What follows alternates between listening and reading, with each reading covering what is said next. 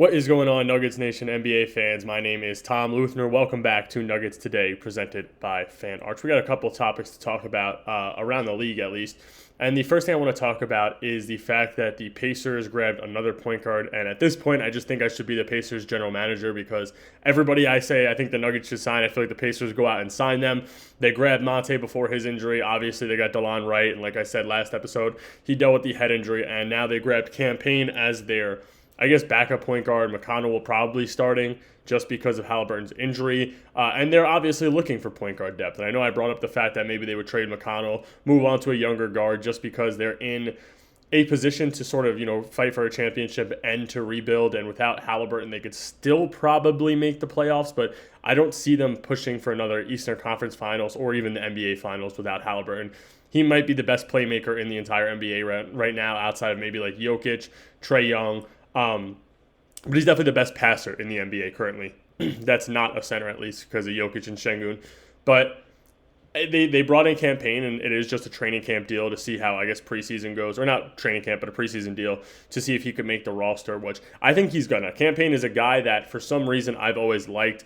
That grittiness, that hustle, that energy that he really brings to the team. It sort of gives me that Russell Westbrook of last year vibes. And I think that he's a good player. I know that he's a little streaky. He could be a little nuts at times. But at the same time, he's a guy who can give you legitimate minutes. He's trusted. You know that he can play your backup one. You know that he can handle the ball. He could shoot here and there. I know that his jump shots, sort of weird. He shoots from the side of his body, so I know that's a little odd, but it goes in when you need him to. And like I said, the defensive energy, even though he's not the best defender in the world, him, getting on defender and sort of being that Pat Bev and Tony Allen type of guy where he's just going to get in your head, get you frustrated. I think he could have been a good pickup for Denver. I know that people don't really like him, and that's fine. This is just my opinion. I think that he's somebody that could have helped as a backup ball handler for a couple minutes.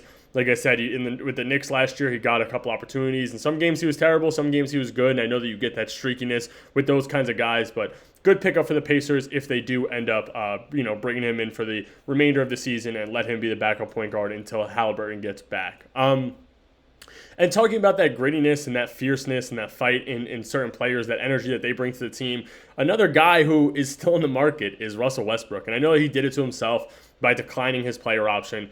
He did want to get more money than what he was making originally. And it's sad because he was a guy who I think everybody in Denver loved last year. And I know that there's mixed feelings about him going forward because, he he misses his shots. Same thing. He's streaky.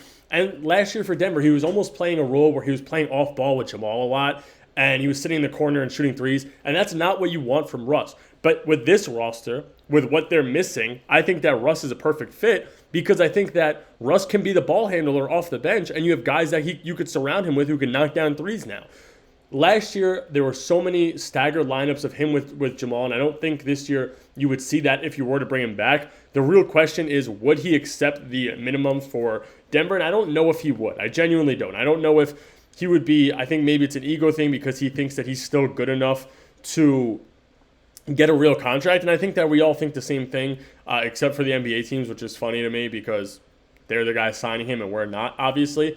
But like I said, I think that he's good enough. I think that he is a talented player. I think that if he could come into Denver and maybe not be egotistical, which I don't think he is. I know that there were the problems last year with Aaron Gordon and Russell Westbrook in the locker room, but I think it was more Russell Westbrook challenging Aaron Gordon, and look what happened. AG was the best version that we've ever seen of himself, even though he got hurt in the playoffs. Without him, Denver was nothing. He was a guy that was our glue guy, our staple, and he is Mr. Nugget, and that's what we've seen. He was great at the championship run, but I think that Russ brought out a new level in him, and I think that Russ brought out a new energy.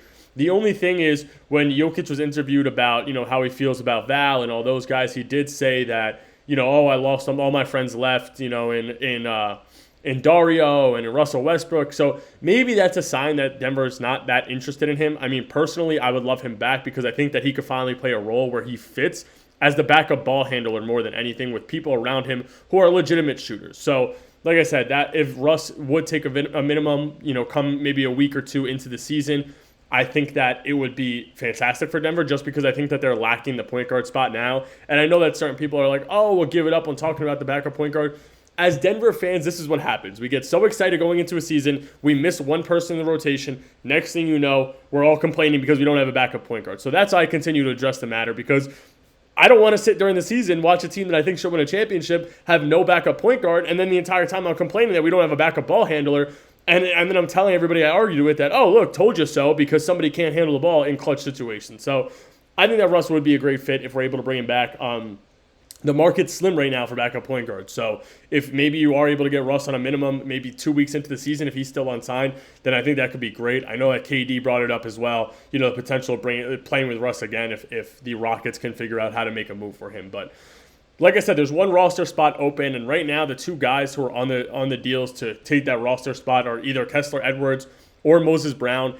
And if it came down to who I would rather have or who is the better option for Denver, in my opinion, it's more Moses Brown than Kessler Edwards, just because I think that there's so much hype around Dario Saric, around Deron Holmes, and we're so excited to see Deron Holmes play, that a guy like Kessler Edwards, who's playing the exact same position, he's a 6'9", 6'10", small forward, power forward, who blocks shots and hits threes, is what Deron is, and we want to see Deron. And I do. I'd rather see him with the new, the starting five or the second unit, because I think that there's so much hype and so much, excitement and energy around, positive energy around Deron Holmes, that I would just be excited, and I'd rather see him get minutes over a guy like Kessler Edwards, who we've seen play in the NBA. I know that Moses is so hit or miss, but I just think there's short spurts where Moses could put up, 8-3 or 8-4, and then 4. I think like the other game he had 8-4 in a 4-minute span. So if we're able to just bring somebody in like that who can just give you those kinds of minutes, even if it is a game where Val is hurt and Jokic only needs 8 minutes, and Moses goes in and gets 8-4 in those 4 to 8 minutes, or he could put up 10-3 or 10-4, I'm fine with that. Even if he puts up 4 and 5, if he puts up 4 points and 5 rebounds and is a younger, more athletic, I guess, version of what DeAndre Jordan was for Denver, I would be completely fine with that. So if you had to ask me who I would take, my immediate answer would just be Moses Brown, strictly because, one, he's a bigger body. 2, I think that he could give you more spark and flair right away. I know that Kessler Edwards had the 2 blocks in the same possession, and it's nice to see that. But like I said, I think bringing in Moses gives Jokic the opportunity to take another rest. It gives Val the opportunity, if he's not feeling good or if he tweaks something, to sit out. And it gives Deron the opportunity to get more playing time later on in the season. So my immediate answer would be Moses Brown. Now, last thing I want to cover today is another topic I've had the last couple of days, which is obviously around the league, strictly because of preseason. It's interesting to look at what's happening with other teams and how they're playing. And the first thing I want to talk about is Al Horford with the Warriors yesterday. I mean, first game there, and I understand it. He's probably been working out, but played only 11 minutes. Went 0 for 4 from the field, 0 points, 2 rebounds, 2 assists. That stinks. I mean, I think that we're also excited for Al to come in and be a factor for Denver, because Denver's on the radar. But I would love if Val played like that, because all these Warrior fans are so high up and delusional on them being the second seed in the Western Conference.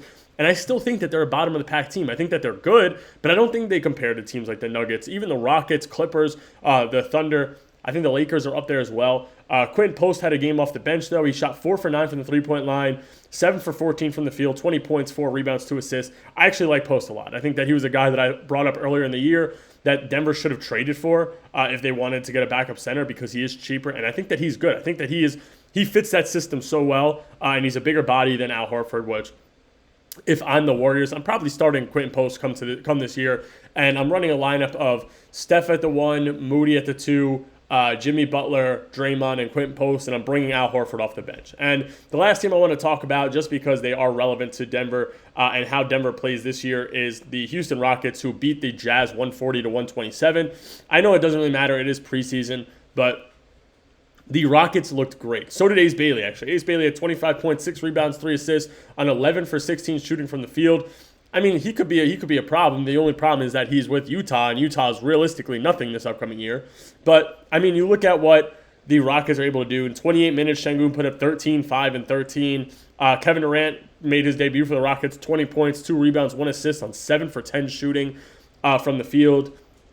And then somebody else to look out for is Reed Shepherd. Shot 50% from the three-point line, went 2 for 4. He had 11 points, 4 rebounds, 3 assists. He may be their starting point guard in certain games this year. And maybe for a majority of the year, they came out with the lineup that I would expect them to run, which is Reed Shepherd, Amen Thompson, Jabari Smith, Kevin Durant, Şengün, and every starter was in the double digits. They all shot I believe they all shot over 50%. And they all looked good. I mean, everybody in the starting lineup made a three except for Şengün, who I believe started 2 for 2 last game. So he's now 2 for 3 in the preseason from the three-point line. And their bench looked all right. Tari Eason looked okay. His shooting splits were okay. Capella put up 8 and 7 in 18 minutes.